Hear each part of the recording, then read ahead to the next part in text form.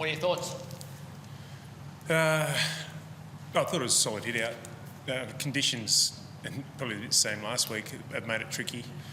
And I said that to the players before the game and even at half time, is the conditions aren't the conditions you'd probably get at AFL level. Even if it is that windy at Optus, it becomes probably a little bit swirly, but you don't get affected by wind as much in AFL stadiums to the level where you need to strategise against it. So although we tried to keep strategy pretty, we've tried not to use strategy as much as we probably would if it was in season, in reflection to the wind. I thought it allowed us to problem solve quarter to quarter and allowed us to make adjustments on field throughout quarters. So it takes away a few things, but it also forces coaches and players on the field to have to adjust quarter to quarter, but also in quarter, and you have to adjust to what the opposition's doing a little bit more with and against the wind. So I think the last 2 weeks has said to the players after the game has set us up well, understanding that we've got a lot of work to do, and in our preparation for round one, we've got some improvement left in us. So do you think, especially the last 2 weeks with the wind, has the cream of skilled players risen to the top and given you an indication of who can really use the footy, who can versus the ones who might struggle a bit? Maybe a good observation. Yeah, we're definitely. Some of our more skillful players don't seem to get affected by the wind. Today was a slight different breeze to last week. I think the cross when the breeze blows across the ground, it is really tricky. Whereas today it was sort of favouring one end, which makes it a little bit easier. But yeah, it's probably a good observation. Murphy Reid being the one that stands out to us, like with his skills. How impressed have you been with the body of work that he's put in from the practice matches that Bunbury he's been great. Yeah, he's evolved his game. We're using him slightly different, but he's having an impact wherever we use him. He knows how to find space, knows how to find the footy, and then uses it well. So yeah, he's been an important player and one that will continue to grow in all aspects of his game over the next 3 to 4 years, let alone what he's already done. Do you know what he'll be this year yet? Have you settled on a role for him in your own head? Not really, because we've got ideas, of course, but the game tells you different things at times, and it's a bit like how you're going to use Jacko. Well, we've got a plan of how we're going to use Jacko, but we like to also not be so rigid that we have to stick to a plan, and the game tells you something different. Murph's probably in that category. We feel like the midfield's not working. We know we can put him there. We know he'll find the footy. But we do like him forward to centre because he's probably one of our better kicks going inside 50 and doesn't waste too many. So it's horses for courses sometimes. How are you coaching him with, I guess, the creativity that he's got? I guess trying to balance giving him some freedom but then having him involved? Yeah, my coaching to him is... I love him showing his freedom and his repertoire with his skills, but the game does ask for players to execute the basics really well at times. So it's a balance for him, and if I ever see the balance going one way too far, either way too far, it's just a conversation, because I want him to keep testing what he can do with the ball as well, because he's already got a good repertoire with his kicks and hands and no-look handballs and that type of thing, but I want him to keep growing in that space. So not putting too many barriers in place, but it's just conversations with me and Jamie Graham as his forward line coach, just make sure that, he finds a balance. How did you view Mason's game today in the Ruck? I thought it was much improved from last week. Yep. Played a similar role, lower game and a little bit lower game time than some of the others today, but I thought he had real impact when he came on. Thought he was more physical around contests. Thought he really looked to own the opposition ruck. I thought his second efforts were strong. So, I was happy with the way it went. Is there room in your side for Mason Cox, Sean Darcy and Luke Jackson? Can you play all three? Probably not. No, I wouldn't have thought so. Especially not early in the year when the game asks for a lot of run. And fatigue is more present early in the year, so I would doubt it. How did you view the performances of Hugh Davies and Oscar McDonald down back today with no Pearce and no Cox? Yeah, I thought they had some good moments, definitely. And I said to the group, I was really disappointed with the start of the last quarter. We didn't play with the right mindset. And when you don't play with the right mindset, quite often what shows up is free kicks against, and we were sloppy with our free kicks, and you get led to the ball.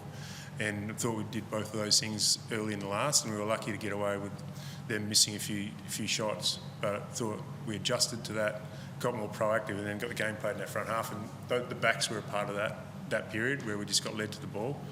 But yeah, I thought that they all had some really good moments. But yeah, and we'll just keep searching for consistency. It takes I was talking about the wind, and when you're with it and when you're against it, the backs have to adjust a lot. And there's probably times when we were playing back shoulder into the breeze and we're getting led to the ball, and then there was times when we got caught in front against the breeze and ball carried over the back. So some of those that little attention to detail takes a lot of concentration and skill, and maybe you got that wrong a couple of times, but I thought all that key backs in particular had some moments throughout the day. We've seen it all pre-season with the group, sort of Amos playing a bit on the wing, Murphy obviously midfield, Jackson inside midfielder, Mirror half-back. The versatility you now have within your group, how do you feel like that's evolved in the past few years? Yeah, it's evolving. You just got to make sure that whilst we're doing that, we're really predictable to each other.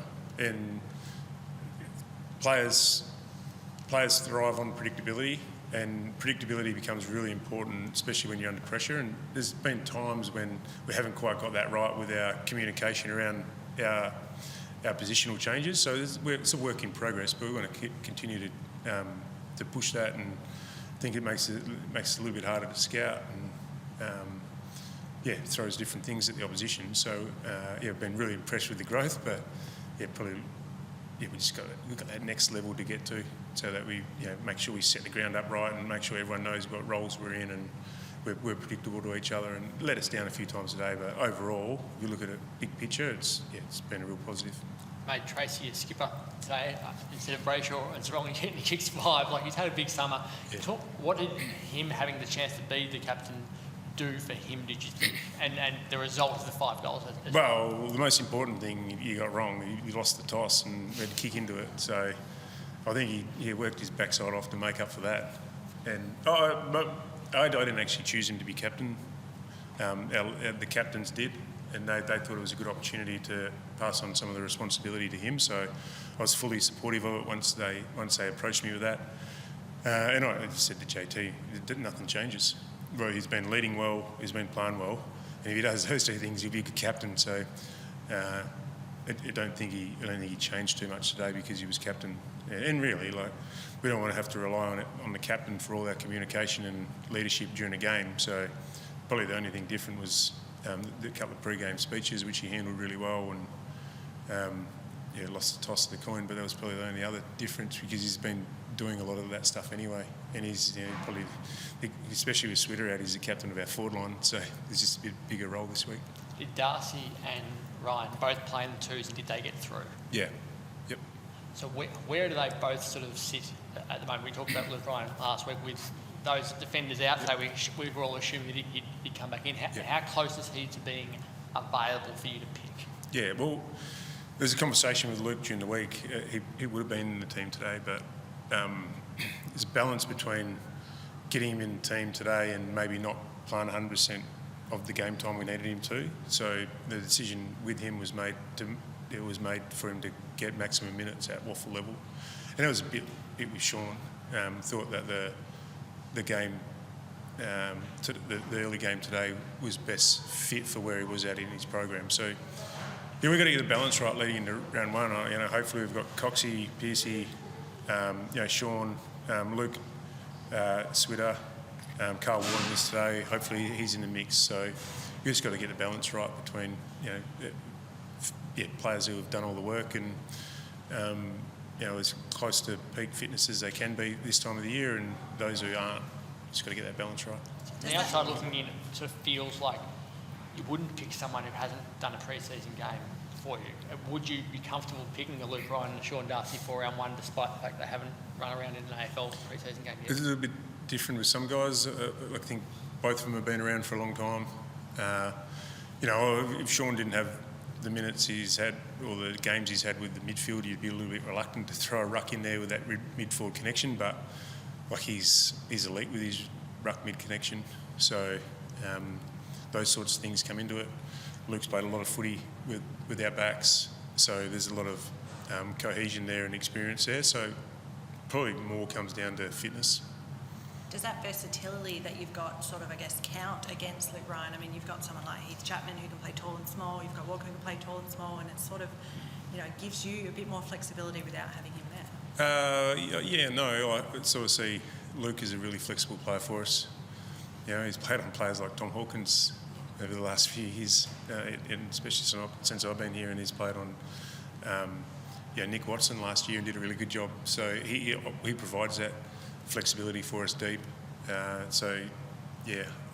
Chappie's building into that type of player. Chappie's probably got the run. If Luke was playing, Chappie's probably got the run to be able to play a bit higher and play up the ground a little bit. So, I think Luke adds to that flexibility. We just got to get his form and fitness up to the level. Thank you. Thank you.